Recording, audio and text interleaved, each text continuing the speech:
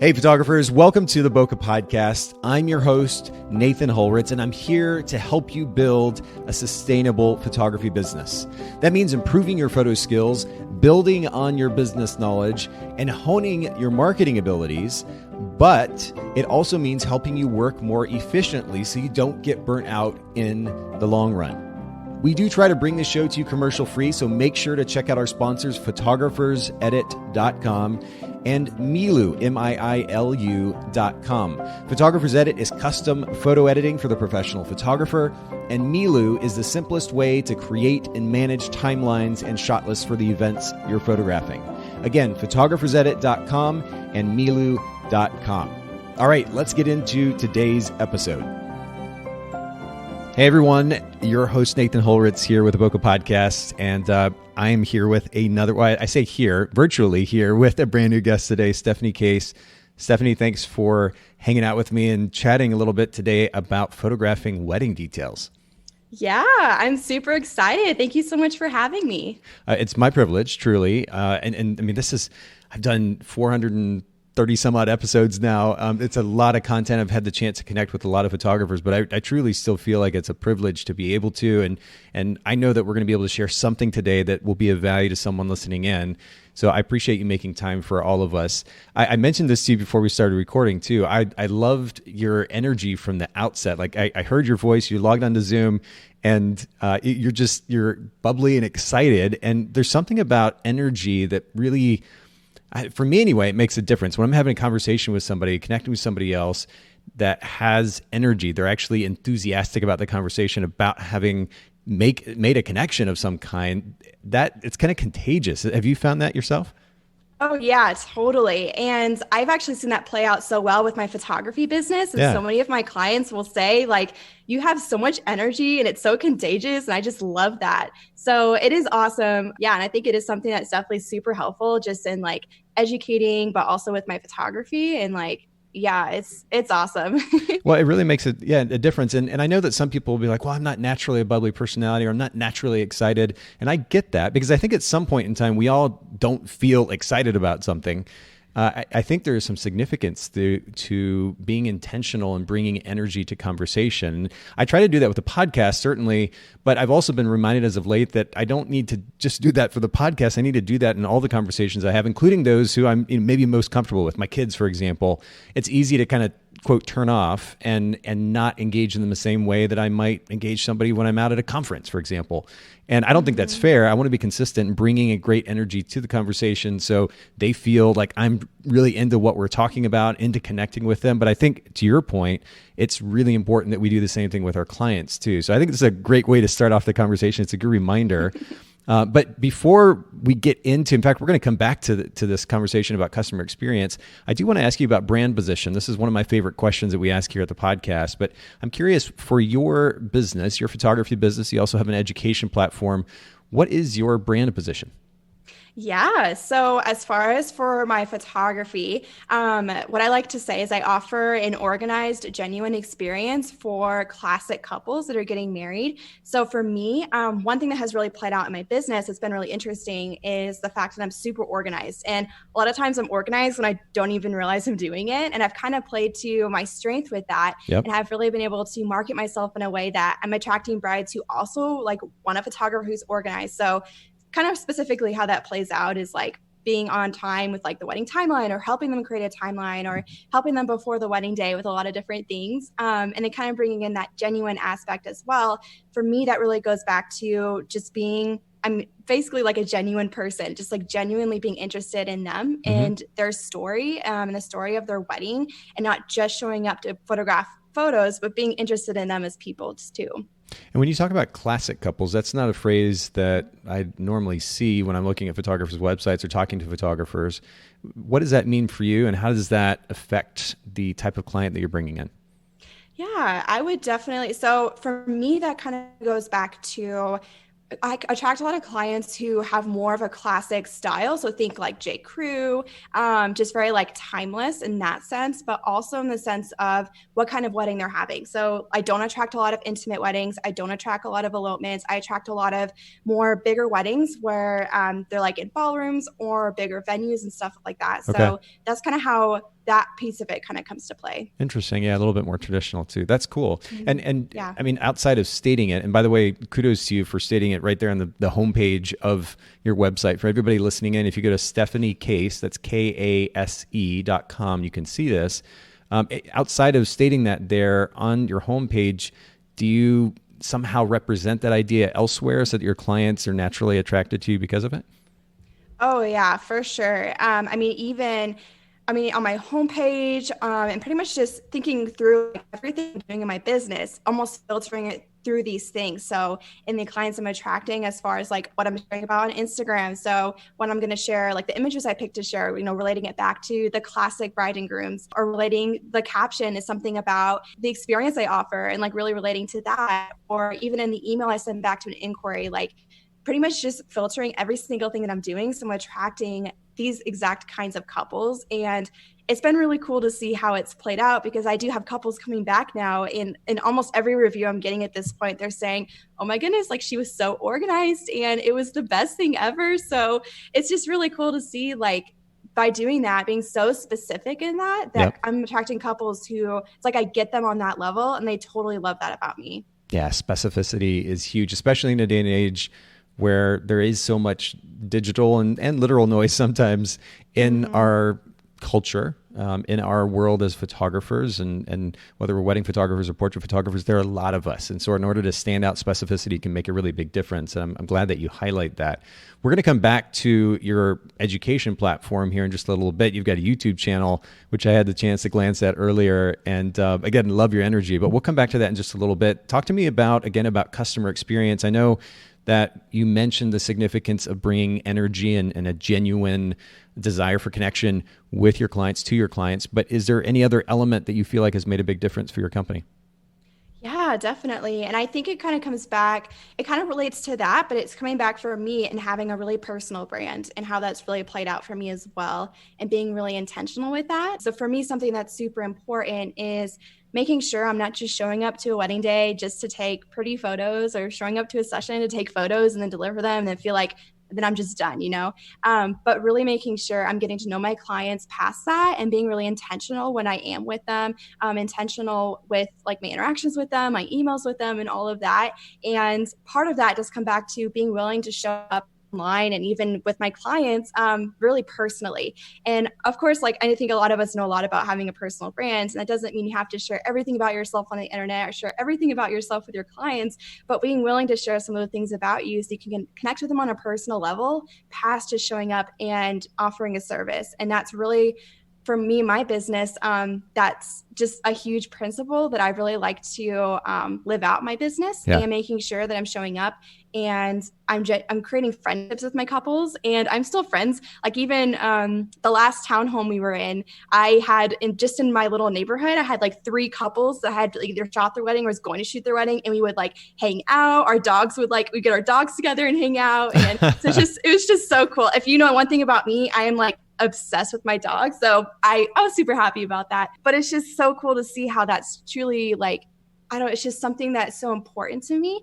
And making sure that I'm not just showing up and doing a good job, obviously doing that, but besides that, also just like getting to know them and being able to relate to them on a personal level. Now, you mentioned your dog. Your dog's name was Ember, is that right? Yes. Yep. Her name's Ember. And what's the breed?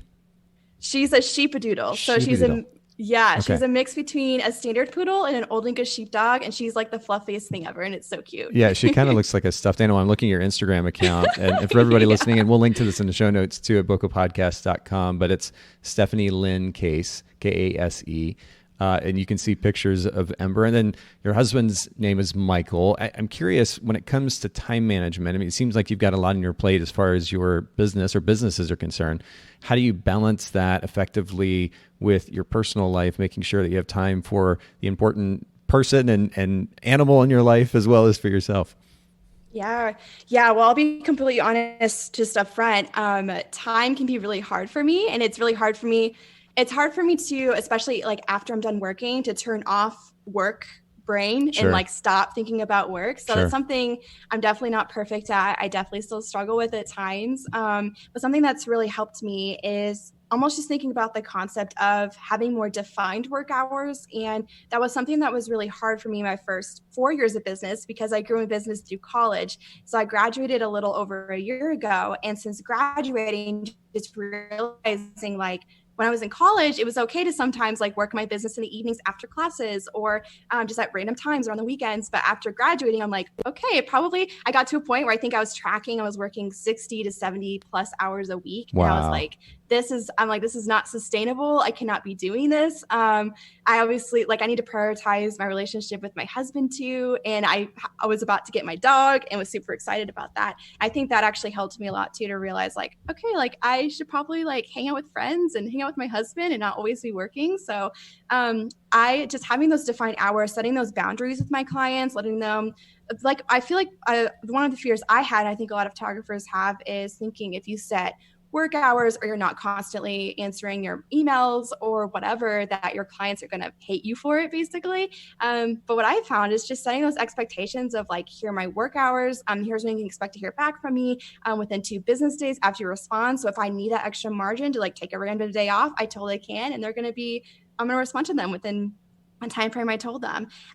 So just really having those set work hours has helped me a lot, and being able to know if I get all my work done within those hours and I'm super motivated and just stay on top of it within those set hours, then once I'm done working for the day, I can like rest and kind of know that I've done a really good job in those hours I was given. Yeah. And if I'm finding myself like feeling frantic, like I can't complete things in those hours, then really just thinking about, okay, what all do I have on my plate? Maybe I need to hand some things off. Maybe I need to stop working on a certain project or something like that, reprioritize. But that's something that has just helped me a ton, especially in the past year, in really just establishing work hours and sticking to those a little bit more.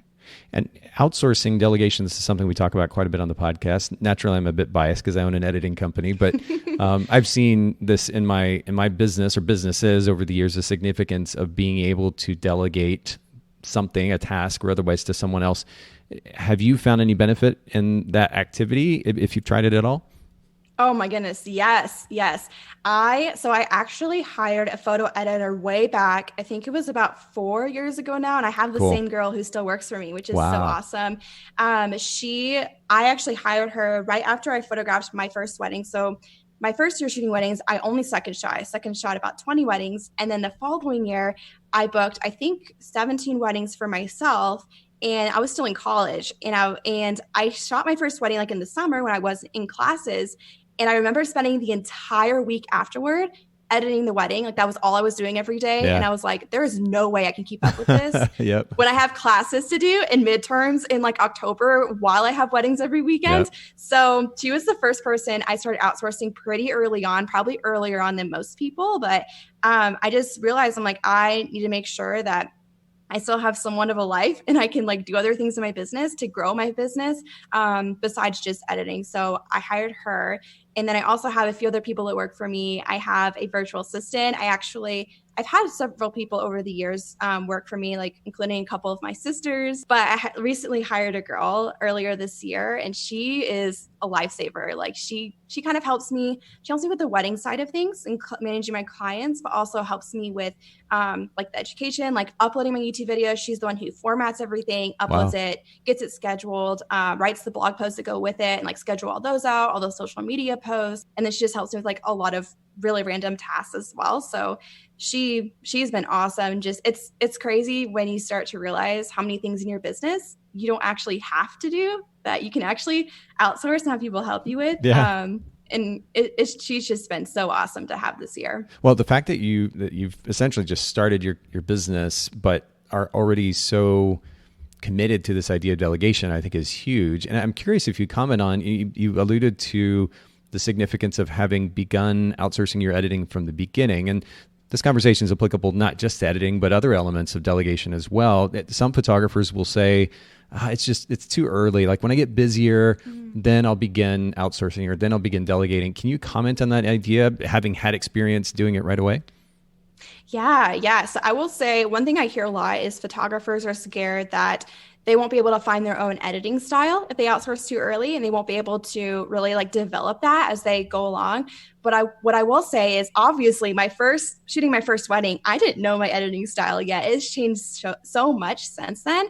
And my editor has almost been able to come along on that ride with me and just match my style to however I edit. So like I edit some anchor images before I send it to her, and then she's able to use those to kind of end the full gallery. So I will say I still feel like I have that creative freedom. But another thing that I think is really important to remember is that editing takes up so much time, and there's so many other things that you can do in your business that help you to grow your business instead of just keeping your business running. So, like marketing and doing social media and things that are going to help you to book more clients and, raise the demand in your business and potentially like raise your prices and all of that. I feel like editing, even though some photographers love it, I personally don't love it. I do the first, 100 images and I'm like, okay, you can do the rest of it for me.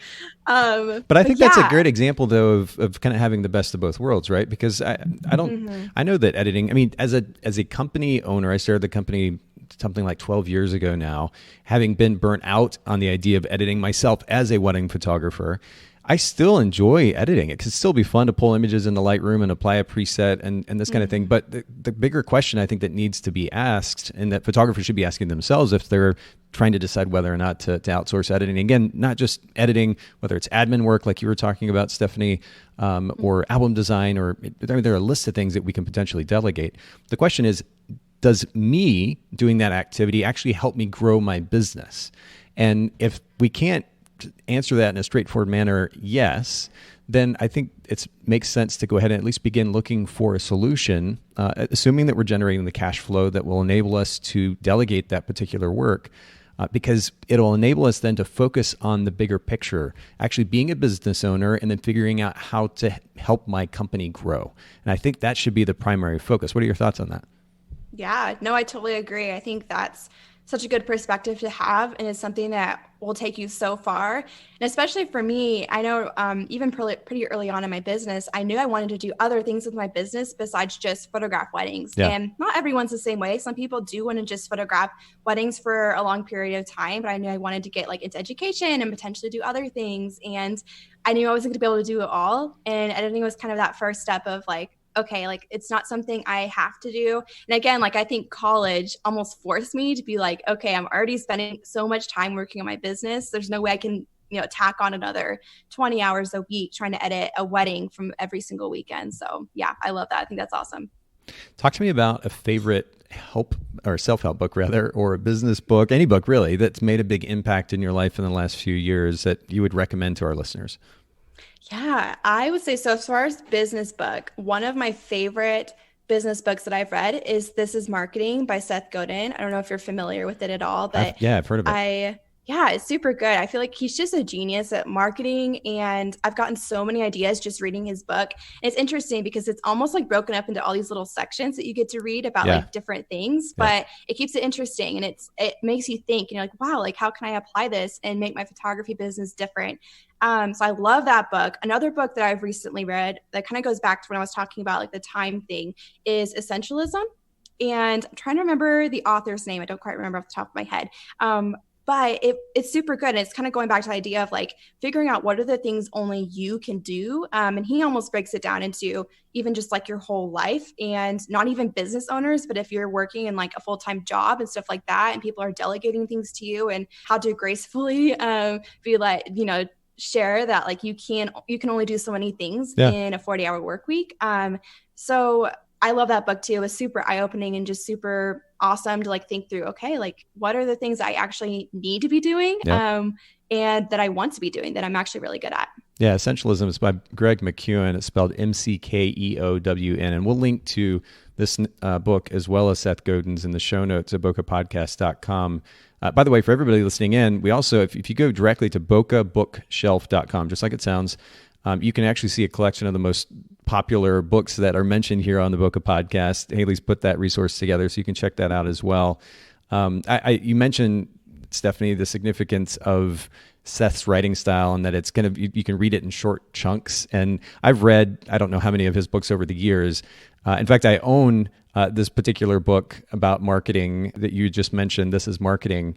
I don't think I've actually read that particular one yet, but his writing style is so easy to consume. You can literally sit down for 3-4 minutes, read a chunk, and then come back to it later on, and it still works.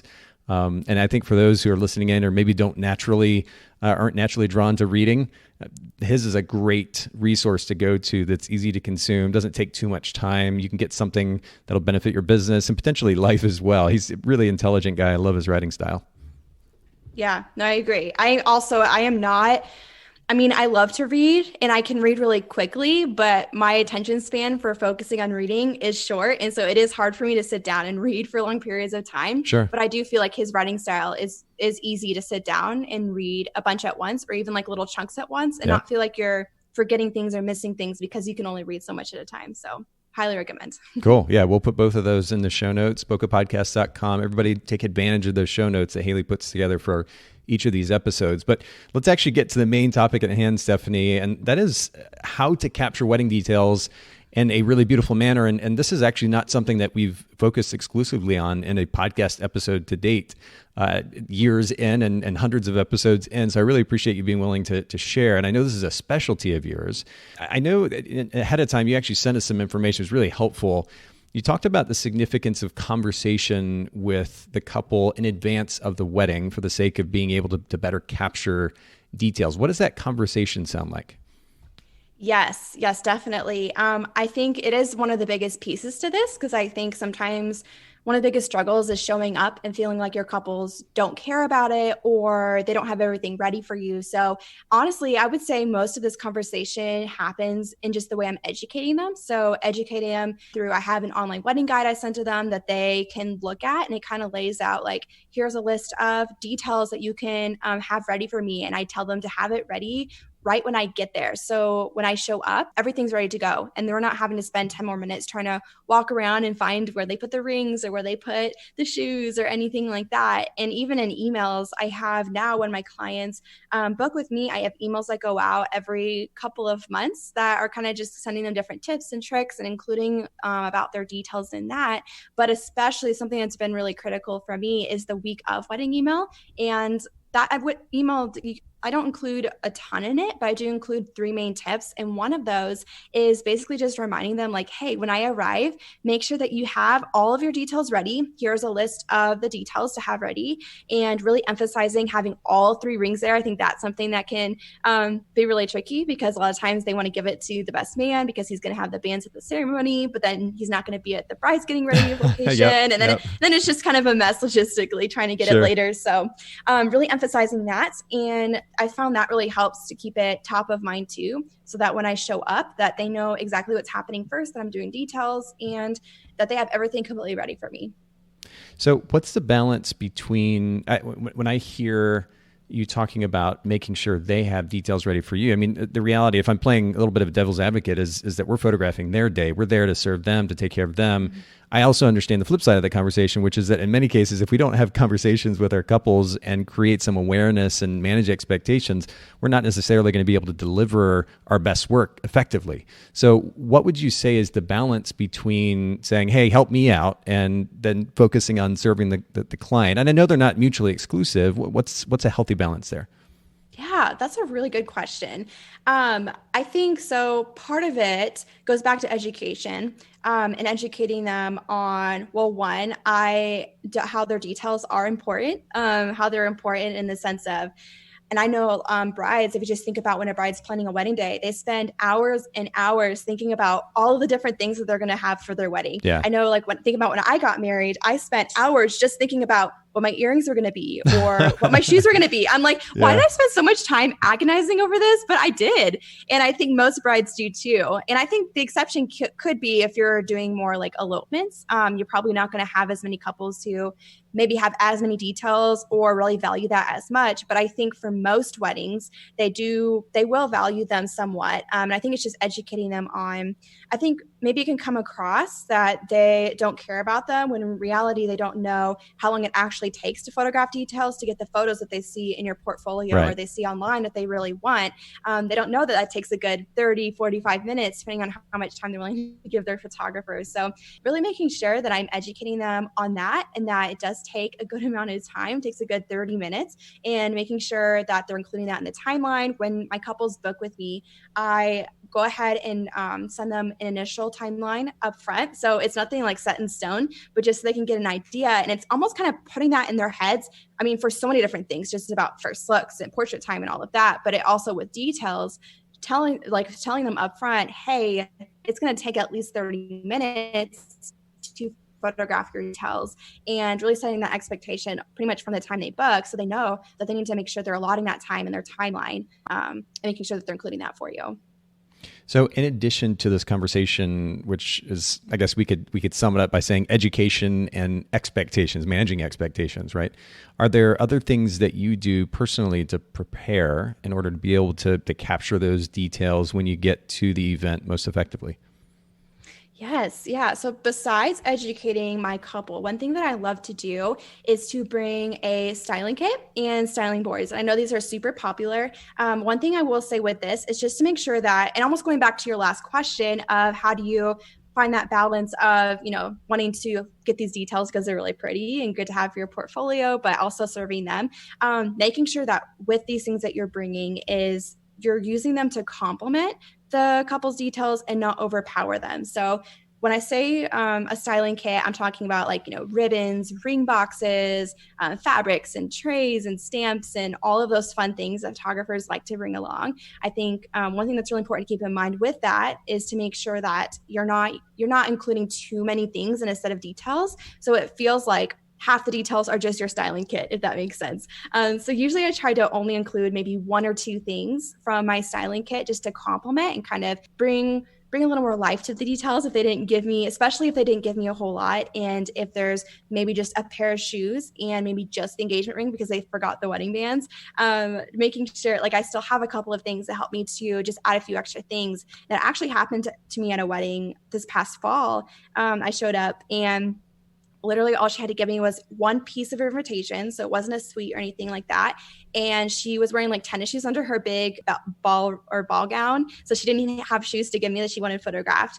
And I think the only other thing I had was her engagement ring because she forgot the bands. So I was like, okay, I got to take this and make sure I can still photograph it and make it look pretty. And what really helped me was bringing a styling kit. And I remember I used the tray and I used the fabric from that to really create a really beautiful, at least one main image for them that still highlighted her details. So that's something I would make sure to bring a styling kit, bring styling boards. They're super helpful, especially if the couple doesn't have a lot of details to give you, or you want to add one or two things just to really help bring it to life.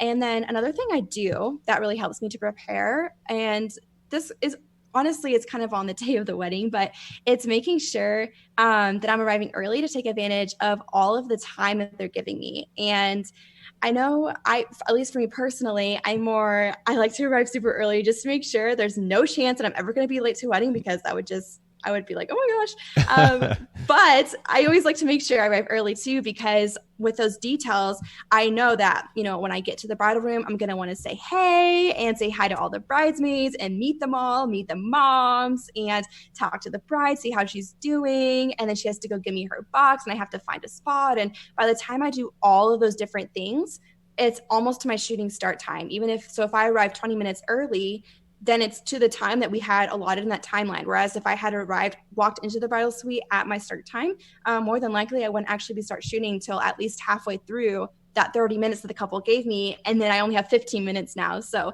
that's something that I do too that's super helpful, making sure that I have enough time and I don't feel too stressed to photograph all their details. And the time frame, is that normally when you tend to photograph these details as early in the day as the bride is getting ready, for example? Yeah. So I typically do it right when I first arrive. I find it just to be easiest because she hasn't put on her dress yet. She hasn't put on her jewelry yet. She hasn't put on rings or anything like that. So everything can easily just be set in a box and be given to me. So I find it just to be the easiest time to go ahead and do the details. That's smart. Okay. Now you mentioned earlier 30 minutes to photograph these details. It's something that you let us know ahead of time prior to this conversation was that you're able to deliver about 100 detail images to your clients with just this 30 minutes of photography on the wedding day. And I first of all, when I was photographing weddings, and I started back in about 2001 and photographed about 2012 or so, the idea of a lay flat and photographing details in these ways that have become so popular just wasn't a thing. So I don't have context to this conversation, but first of all, spending 30 minutes seems like a lot. But then the flip side of that conversation is you're able to capture, and not only capture, but actually deliver 100 detail images with those 30 minutes. This is a really impressive feat of the capture of these wedding details. Can you just explain this workflow for our listeners? Because this is something that I'm sure will pique some curiosity. Yes, definitely. So I've definitely been able to develop a workflow for my details over the years that has allowed me just to be super fast and efficient with it while getting so much variety. So the first thing I do when I walk into the bridal suite is I photograph her dress. And I do this for a couple of reasons. One, so I don't forget afterward. I've had occasionally where I forget to do the dress first. And then after I do the lay flat, I'm like, oh my gosh, I forgot the dress. So I always make sure to do that first. Just like you hang it somewhere simple, like on a door or something on a wall or like a really clean wall or something like that. And I normally go ahead and photograph the bridal dress first. And I also do that because sometimes they're getting ready like at the same place at the same hotel, and the groom might be arriving just a little bit after I do, just because he doesn't need as much time to get ready. And I want to make sure I get the dress done first. So if it's in like a main area of the building, that there's no way he's going to see it. So I go ahead and do the dress first. Usually takes me a few minutes to do that. And then after that is when I'm doing the lay flat images. So if you've ever photographed lay flat images, you know that it seems like it wouldn't take you that long, but once you start actually photographing them and laying things out, like I could spend hours adjusting and tweaking and, doing different shots and things like that. But when you're on a real wedding day and you only have 30 minutes, you got to make sure you get it done fast while still being creative. I think that can be one of the tricky parts. So the main idea I like to think about when it comes to this is going from big to small. So when I say big, there's like three main big shots that I like to get when it comes to my lay flat. So the first one is an invitation suite. So this is like the main invitation piece with the RSVP card and the info card and anything else that they gave you with that. The second one is all of the bride's details together. So these are her shoes, her jewelry, her earrings, her engagement ring, all of those things. And then the third one is all the groom's details, if I'm able to get those. Sometimes I'm in a different place and it's not really possible for me, or I have my second shooter do it if they're going to the groom's getting ready spot. But those are like the three main big shots I get, and those are the three I do first. So I know that those are shots that I know I'm going to want for every wedding regardless, like at least one good shot of the invitation suite all together and laid out pretty, one big shot of the bride's details, one big shot of the groom's details. So I'll get those three shots first, and then I go into small shots. And when I say small shots, I mean individuals of every detail that the bride is giving me. And I'm making sure I'm photographing every single detail she's given me. So even if it's not something I necessarily want to share in the blog post or online, that's totally okay. But just making sure that I'm photographing everything she gave me, because kind of going back to we were talking about earlier with like the why behind it, it's not just to have pretty images for your portfolio, but it's really to photograph those memories for your couples and photograph the things that they've been planning and photograph the details that they're super excited about and super excited to wear. So making sure I'm photographing like a shot, like, so say like just the earrings together and then just the necklace by itself and then just the rings by itself, and getting like those individuals of each detail. Does that make sense so far? It does. Yeah, absolutely. And it's been really easy to follow. So thank you for that. Okay, awesome. Yeah.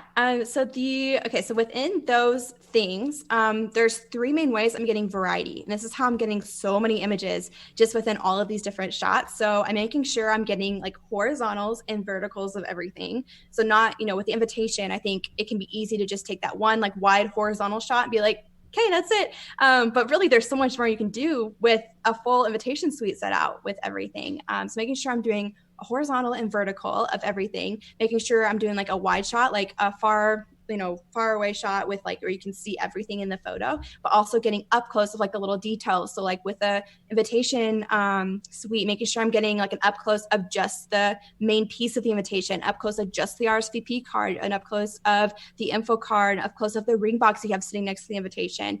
And the other thing I'm thinking about is once I've done those things, is I'm getting it at different angles. So instead of just doing, for example, with the invitation suite, instead of just getting that one shot from above that most photographers think to get, even changing up your angle and like getting from the side and down low a little bit more.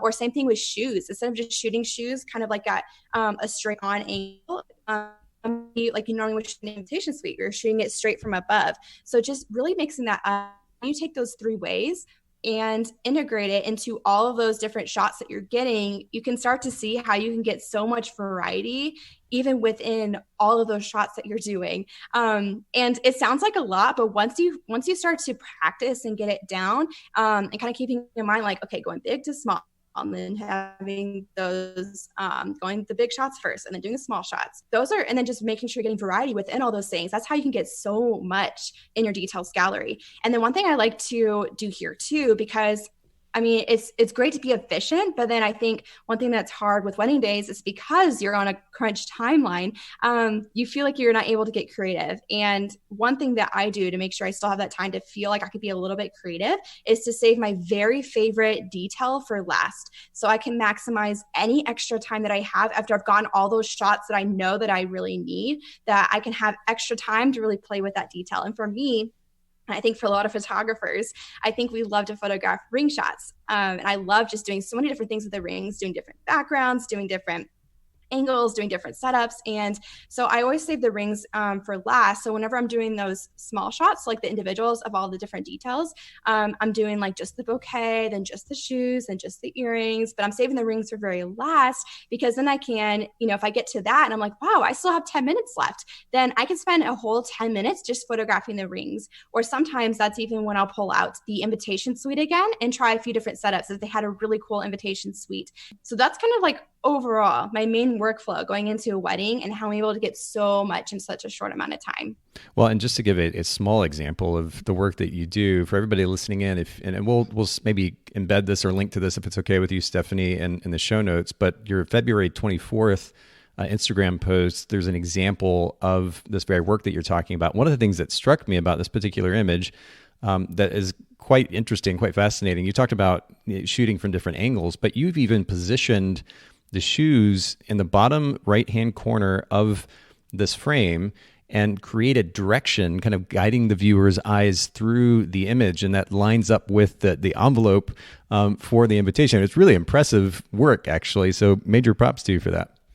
Yeah, thank you. Thank you. I appreciate that. One thing I like to think about when I'm like setting up these different shots from like a stylistic standpoint is making sure the photo has balance. So making sure like if I'm adding florals to one side of the photo, then I'm adding something else in the other side. So it doesn't feel like there's just too much going on in one area. Because I hear a lot of photographers say that they feel like they're giving just like this clump of stuff and they're like, I have no idea what to do with this. Yep. So that's one thing too I like to think about is like, especially when it comes to like invitations or those big shots I was talking about, is like picking, okay, what's going to be the focal point, set that in the middle. It's like the main piece of the invitation, and then kind of styling around that and making sure things are kind of balanced on each side. So it doesn't feel like you just have one big clump of stuff in the middle, if that makes sense. Well, this particular image is certainly well balanced. The color combinations are incredible. Again, the direction through the image is really impressive. The florals that you mentioned a second ago, are those, did you pull that from like a bouquet, or how did you go about getting those? Because it matches everything else so well. Yeah, it really depends on the wedding. Honestly, it depends on I try, this goes back to the education piece too. I do have when I'm educating my clients, I tell them to, if at all possible, to have their bouquets delivered like maybe 30 minutes before I arrive. So, and this typically works pretty well if they're doing a first look anyway, and they're going to need their bouquets pretty soon after that. But if it's possible, and if they do that, and if I know that and it's in their timeline, because in my questionnaire I send them before the wedding day, I actually ask them like when the bouquets are going to be delivered so that I know this ahead of time. And if they are going to be delivered at the same location where I'm going to be shooting and before I arrive, then I will actually email the florist and ask if there's any way they can include extra blooms. And it totally depends on the florist. It depends on how willing they are to do that. Obviously, they don't have to, but it's just something extra. I know some florists really appreciate lay flat images as well and love having that. So I tell them like, hey, like I'm going to be at the same location. If you don't mind, maybe just extra blooms that don't end up into the bouquet or any of the other floral pieces, or maybe ones that just snap too short and you're not able to use anymore.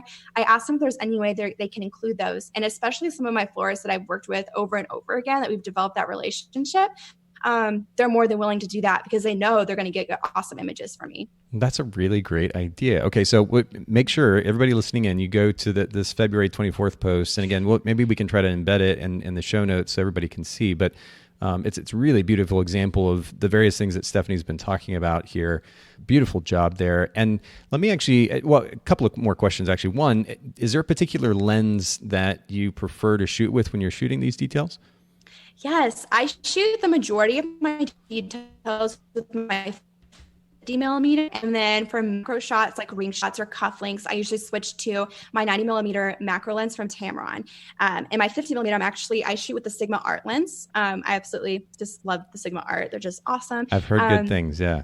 Yes. And going back to that workflow, when I'm going big to small, those big shots I'm doing my 50 millimeter with. And then even within, if you want to break it down even more, within the small shots, like there's some I will use my 50 millimeter for, and I'll do those at the forefront of my small shots because I won't have to switch lenses again.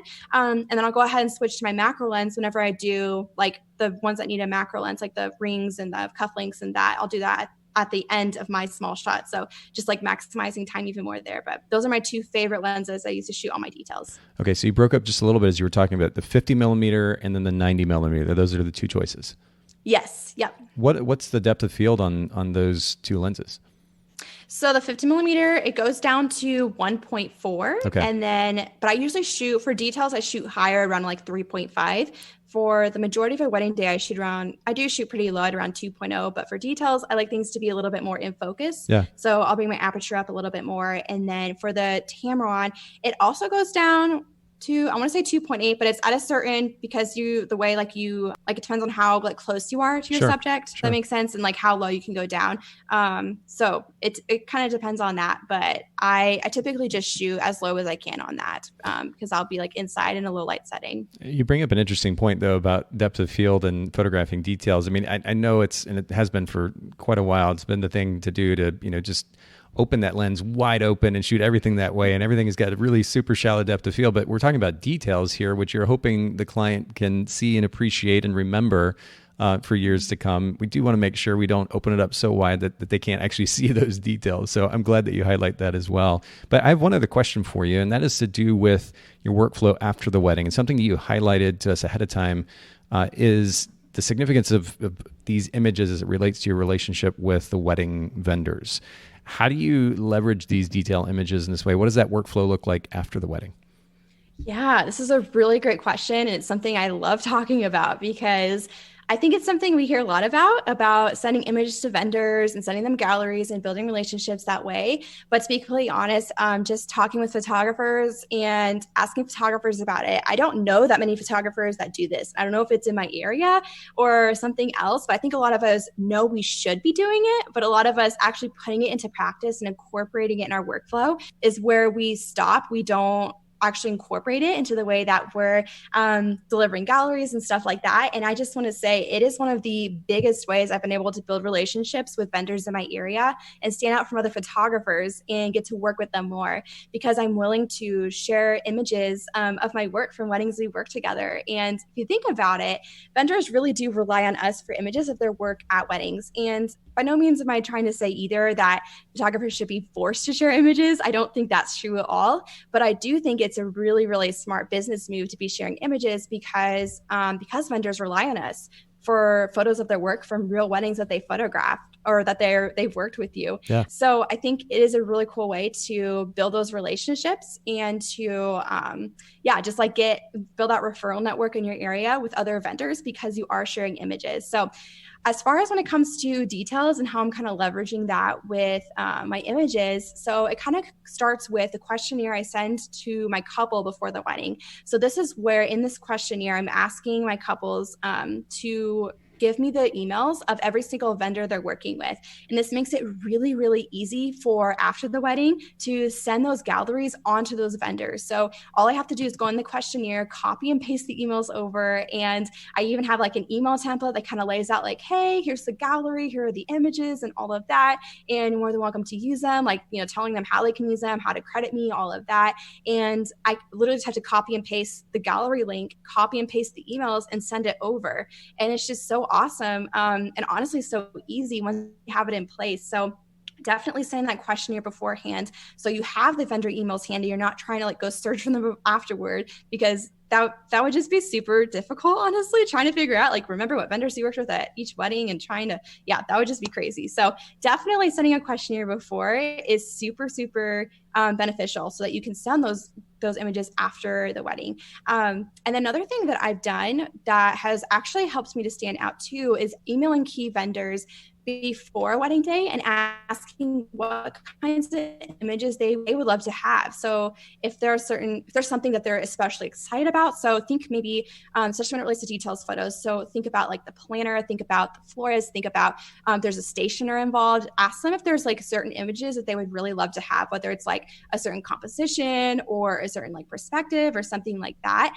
And I have done this with several vendors that I have either worked with a lot in the past and want to keep working with, and I just have that relationship with them, or I have done this with vendors that I want to work with more, and I want to just work more weddings with them and get referrals and send it back and forth. So doing that can help you to stand out from other photographers, especially when it comes to details, because so many of the vendors we're working with have something to do with details photos, right? So whether it's the lay flats or the bridal dress, or whether it's even like reception details, if you don't think about it that broadly, so many vendors are a part of that. And almost going back to the workflow too, like getting variety of all of these details really is helping to serve the vendors well, because like with the invitation, if you're not just getting that one big horizontal shot and then calling it good, if you're getting a ton of variety within that, the vendors are able to go in and they have so much more to choose from to use in different parts of their own marketing, and just helping in that relationship with them. So definitely getting variety helps so much with that. Well, at the end of the day, I mean, this is such a great way to be able to add value. If we're looking for opportunities to develop relationships, working relationships that will later benefit us, the first thing we need to be doing is looking to see how we can add value. And this is such a great way to do it. And it really doesn't take that much effort if you're even somewhat organized about it. When it comes to delivering that link that you mentioned earlier, are you creating a dedicated gallery just for that particular vendor? Or are you just linking them to the wedding as a whole? What does that look like? Yeah. So for me right now, my workflow and how it looks, I just send them the same gallery that my couples are getting, but I do give them instructions and tell them, hey, like there's a bar across the top. You can navigate to the different parts of the wedding day there. I've just found that to be the easiest way, because otherwise it would take me at least a couple extra hours having to upload a new gallery and figure out what to send to what vendors and stuff like that. Sure. So for me, that's just been the easiest way. I just send them the gallery and then just have that template email that gives them instructions on how to find the different parts of the day. Cool. This has been such practical information. I mean, I've taken gobs of notes. I know there's a lot more information to be had. Speaking of adding value, I mean, you have a whole YouTube platform for sharing ideas with photographers. Maybe you can just go ahead and highlight again your website, your social media, and then talk a little bit about your YouTube channel and your education platform as well, if you don't mind. Yeah, of course. Thank you. This has been so awesome. So you can find me. So my website is stephaniekase.com and is Kase with a K, Kase. My Instagram is at Stephanie Lynn Kase, again with a K. My YouTube is at Stephanie Kase. If you just search my name, you should be able to find me there. And then I also have a free download. If you guys are interested at all in learning more about this, it's called 6 Secrets for Photographing Wedding Details. And it's at stephaniekase.com/details. And it just includes some more tips, especially on the more stylistic side and how to like lay things out and stuff like that. If you're looking for more tips on that, and it includes a free checklist of all the details that I ask my bride to have ready for me for when I arrive. So it makes that super easy. But yeah, I love doing my YouTube videos. It is so much fun to just be able to share more about photography and business and getting to pour into others. And I seriously can't love it more. Well, you bring that same energy. I clicked on one of the videos earlier and started watching it. You bring that same energy that you brought to this conversation, you bring it to the videos. So everybody listening in, make sure you go check out Stephanie's YouTube channel as well. There's actually quite a bit of content there, and you've got thousands of subscribers already. It's pretty cool. We'll make sure to link to all of this, including the free download, in the show notes at bokehpodcast.com. Stephanie, thanks once again for making time for all of us. Yeah, of course. Thank you so much for having me. I'm so happy I could be here. Thanks so much, photographers, for listening to the Bokeh Podcast. Will you let us know what you thought of the show by leaving a review of the podcast in the Apple Podcast app? And I'd love to hear from you personally with your thoughts about the podcast and suggestions about future topics and guests for the show. My email is nathan@bokehpodcast.com. We do try to bring this show to you commercial-free, so make sure to check out our sponsors, photographersedit.com and Miilu, Miilu.com. Photographer's Edit is custom photo editing for the professional photographer, and Miilu is the simplest way to create and manage timelines and shot lists for the events you're photographing.